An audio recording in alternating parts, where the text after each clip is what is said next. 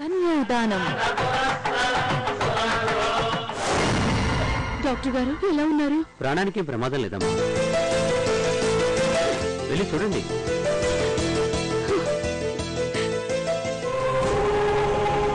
Thanks మావయ్య. సమయానికి మీరు ఇక్కడికి రాకపోయి ఉంటే మా నాన్న మాకు దక్కుండేవారు కాదు. చూడలుడు, సమయానికి నేనొచ్చినా నిజాయితీని చంకనెత్తుకుని ప్రైమ్ మినిస్టర్ వచ్చినా ప్రయోజనం లేదు. ఈ రోజుల్లో ప్రాణం పొయ్యాలన్నా ప్రాణం తీయాలన్నా డబ్బుతోనే సాధ్యం. ఆ డబ్బుతోనే ఎరవేశాను, డాక్టర్ను కొన్నాను. అదే మీ నాన్న నమ్ముకున్న నిజాయితీని నేను ఫాలో అయ్యుంటే మీ నాన్నగారు హాస్పిటల్లో కాదు, డైరెక్ట్ గా శ్మశానానికి వెళ్ళేవారు. Hello police station.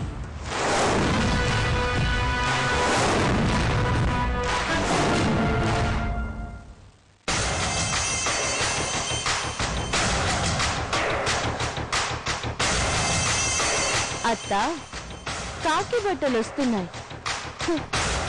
ఏం సమాధానం చెప్పుకుంటారో చెప్పుకోండి. ఆగు, ఎందుకు వచ్చావు ఇక్కడికి? అమ్మా, నువ్వు ఏ మొహం పెట్టుకుని చూస్తావే? నీ కంటి చూపు తగిలితేనే పాపం చుట్టుకుంటుంది. ఈ రోజు ఆయన స్థితిలో ఉన్నారంటే కారణం నువ్వే. మర్యాదకి ఇక్కడి నుంచి వెళ్ళిపో. వెళ్ళు. అంబిక అంటే మీరేనా? అవును. విశ్వనాథ్ గారు మీ భర్త? అవునండి. ఏమైంది? ఆయన ఎందుకు పాయిజన్ తీసుకున్నారు? మీకు ఈ విషయం మాకు ఇన్ఫర్మేషన్ వచ్చింది. మీరు మీ అబ్బాయి స్టేషన్ కి రావాల్సి ఉంటుంది. ఏంట్రా ఇదంతా? ఎస్ఐ గారు, మా నాన్నగారు సూసైడ్ అటెంప్ట్ చేయలేదు. హార్ట్ ప్రాబ్లం ఉంటే తీసుకొని వచ్చాం. మీకెవరో రాంగ్ ఇన్ఫర్మేషన్ ఇచ్చారు. రాంగో రైటో స్టేషన్ లో తేలుతుంది, పదండి. ఏ ఇక్కడ తేలదా?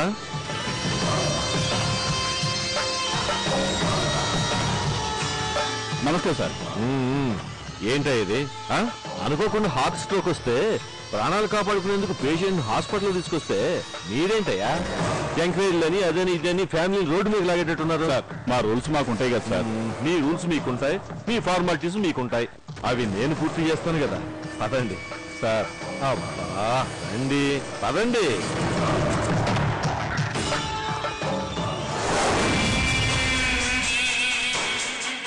మీరేదో ప్రాబ్లంలో ఉన్నట్టుగా అనిపిస్తుంది. అదేంటో చెప్తే నేను చేయగలిగిన హెల్ప్ నేను చేస్తాను. మామూలు ప్రాబ్లం అయితే చెప్పుకోవచ్చు, కానీ నా జీవితమే సమస్య అయినప్పుడు చెప్పి ఉపయోగం లేదు.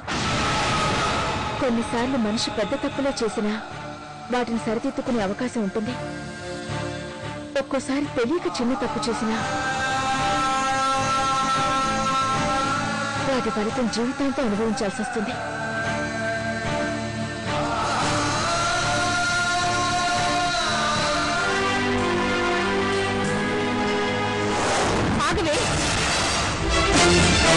మళ్ళీ ఎందుకు వచ్చావు ఇక్కడికి? ఒక్కసారి చెప్తే నీకు అర్థం కదా. వెళ్ళిక్కడి నుంచి. వెళ్ళిపోతానమ్మా, కానీ ఒక్కసారి నాన్నగారిని చూసి వెళ్ళిపోతాను. 10 నిమిషాలు ఆలస్యం ఉంటే నా నుదుటిన బుట్టు ఉండేది కాదు, నా మెళ్ళ తాళి ఉండేది కాదు. నా అదృష్టం బాగుండి దేవుడు కరుణించాడు కాబట్టి ఆయన ఈ రోజు నాకు దక్కారు. నీదంటే నువ్వు నా పిలవకు. ఒక్క క్షణం కూడా నువ్వు ఇక్కడ ఉండటానికి వీలేదు. నువ్వైన చూడటమే కాదు, నీ నీడ హాస్పిటల్ మీద పడ్డాయని అరిష్టం చుట్టుకుంటుంది. ఆయన కళ్ళు తెరిచేలోగా నువ్వు ఈ చుట్టుపక్కల కనిపించకూడదు. జాగ్రత్త. వెళ్ళిక్కడి నుంచి.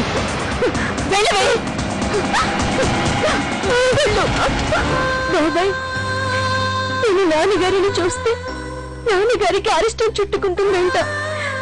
నా నీడు నాన్నగారి మీద పడ్డా నాన్నగారి ఊపిరి ఆగిపోతుందంట. నేనేం పాపం చేశాను బాబాయ్? నాకు ఇంత శిక్ష వేస్తున్నాడు. దేవుడు నీకు శిక్ష వేయట్లేదమ్మా, పరీక్ష పెడుతున్నాడంతే. అన్ని వాటంతట అవే సర్దుకుంటాయి.